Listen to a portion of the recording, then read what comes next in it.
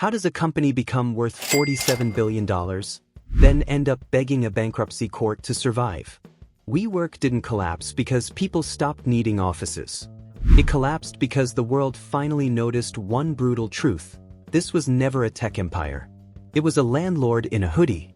For years, investors treated rented desks like the next iPhone, while Neumann sold office space like a revolution. So stay with me, because this video is not just about WeWork. It is about hype, ego, easy money, and what happens when a beautiful story finally meets ugly math. At first, WeWork actually made sense. That is the dangerous part. It was not born as a completely fake idea. In 2010, after the financial crisis, office buildings had empty space, startups wanted flexibility, and freelancers were tired of turning Starbucks into their unpaid headquarters. WeWork offered a clean solution: lease big office spaces, redesign them into stylish shared workplaces, then rent desks and private rooms to small companies on flexible terms. That was the useful part. A startup did not need to sign a boring 10-year lease. A freelancer did not need to take calls next to someone ordering a caramel latte. A small team could walk into a WeWork and instantly feel bigger, sharper, and more serious. The glass walls said modern. The coffee said productive.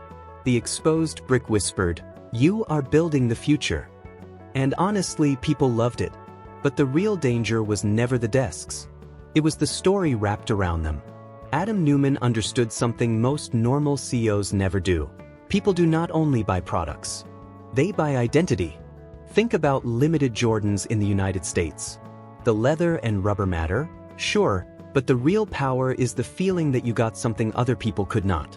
WeWork used that same psychology with office space. A desk became status. A meeting room became lifestyle. A building became a movement. Neumann did not talk like a landlord. He talked like a prophet with a pitch deck. He spoke about community, energy, purpose, and changing the world. That sounds inspiring until you remember the company still had to pay rent every month. And rent does not care about vibes. By 2014, WeWork was valued around $1.5 billion. By 2015, it was around $10 billion. Then SoftBank entered the story. Masayoshi Son, one of the most famous tech investors in the world, saw Neumann not as a real estate founder, but as a visionary. SoftBank poured billions into WeWork, and suddenly the company was not just growing. It was exploding. New York, London, San Francisco, Tel Aviv, city after city, country after country. WeWork expanded like someone had pressed the fast-forward button and forgotten where pause was. But growth can hide danger. Because the faster WeWork grew, the heavier its problems became. The company signed long-term leases, sometimes for many years, then rented desks to customers on short-term flexible deals. When offices were full, that looked smart. But if customers left, WeWork was still stuck paying landlords. That is like taking a 30-year mortgage, then hoping random people keep renting your couch every weekend. In a good economy, maybe it works. In a bad economy, it gets ugly fast. This was the core weakness. WeWork wanted investors to see it like software, but it worked like real estate. Software can scale cheaply. Office buildings cannot. Every new location needed rent, furniture, staff, cleaning, electricity, and repairs. You cannot copy-paste a building like an app. Still, the valuation kept climbing. By 2019, WeWork reached its famous peak, $47 billion. That number made it look unstoppable. Bigger than many companies with real profits, real factories, and real discipline. But the higher the valuation went, the more perfect the story needed to be. And WeWork's story had cracks everywhere. Then came the IPO filing. This was supposed to be the victory moment. WeWork would enter the public market, raise more money, and prove the doubters wrong. Instead, the filing became the moment investors finally saw what was behind the glass walls. The losses were huge. The lease obligations were scary. The governance looked messy. And then there were the founder issues. Neumann had unusual control. There were related party concerns. There was even the infamous "we" trademark situation, where the company paid him for rights connected to the name before backlash forced changes. Imagine starting a sneaker company, naming it Shoes, then charging your own company millions to use the word. Even Nike would say, "Bro, calm down." The IPO did not launch WeWork into the future. It exposed the past. Public investors were not as forgiving as private investors. They did not just want big speeches. They wanted profit, discipline, and clear numbers. WeWork had hype. It had design. It had a founder who could make office rent sound like a spiritual awakening. But belief was no longer enough. The IPO was delayed, then canceled. Adam Neumann stepped down as CEO in 2019. SoftBank stepped in with a rescue deal. Layoffs followed. The dream did not die in one day, but the illusion was badly damaged. Then COVID arrived and made everything worse. Offices emptied. Remote work exploded. Companies questioned whether they needed office space at all. For WeWork, this was brutal. The company still had lease commitments, but demand had changed. The world was no longer asking, "Where should our startup work?" It was asking, "Do we need an office?" WeWork later went public through a SPAC in 2021, but the old $47 billion dream was gone. By 2023, the pressure became impossible to ignore. The company filed for Chapter 11 bankruptcy protection and began trying to cut debt, cancel bad leases, and survive. That is where the phrase, "almost nothing," comes from.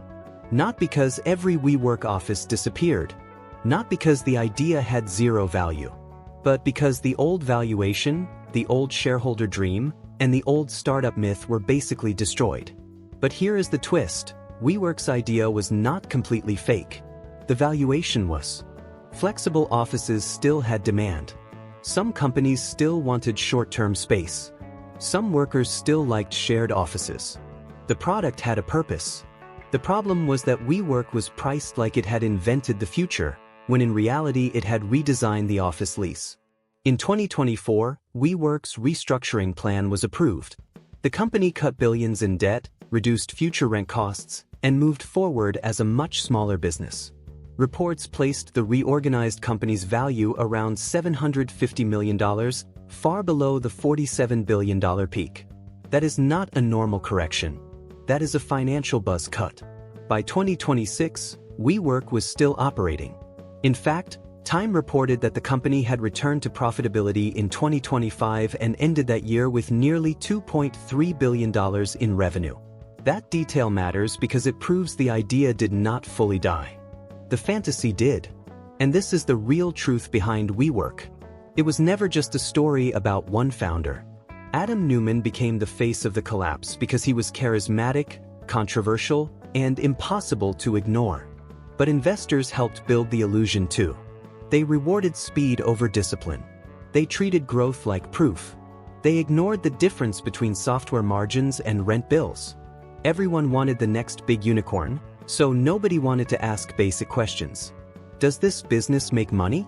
What happens in a downturn? Why are we calling a landlord a tech company?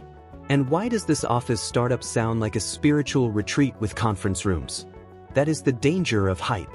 It makes smart people act like numbers are optional. So next time a company says it is not selling a product, it is building a movement, pause for a second. Ask what it sells, what it owes, and whether the story still works when the money gets tight. WeWork's biggest product was never office space. It was belief. And for a while, that belief was worth $47 billion, until the market checked the rent bills and asked one brutal question: where is the profit? That is how a company can look like the future on Monday and become a warning label by Friday. Some brands are not changing the world. They are just decorating expensive problems and hoping nobody checks the math. And if this story surprised you, like and subscribe, because WeWork was not the last billion-dollar dream built on shaky math. Somewhere right now, another genius company is selling a beautiful future investors want to believe. The real question is, which empire is already cracking before anyone notices?